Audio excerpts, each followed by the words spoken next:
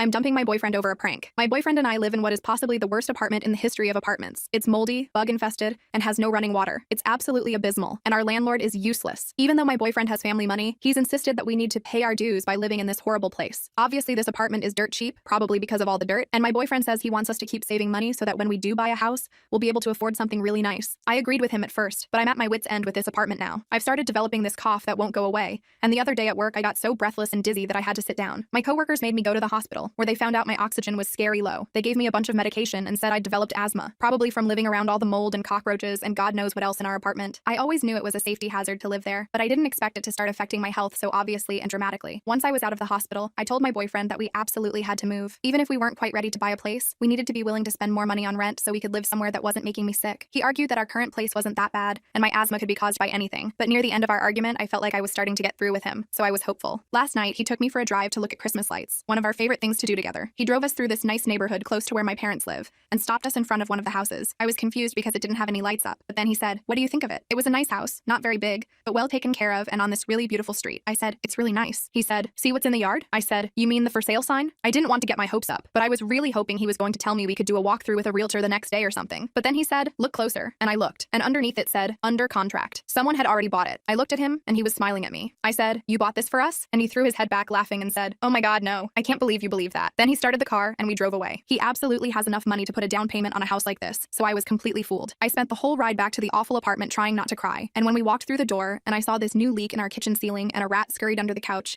I decided that was it. As soon as he was asleep, I called my parents and told them I was coming home. I think I'm just going to leave my stuff because God knows what's growing on it from living in this place. I never thought I'd be moving back in with my parents, but I need to start over for my health, and he's clearly never going to take it seriously.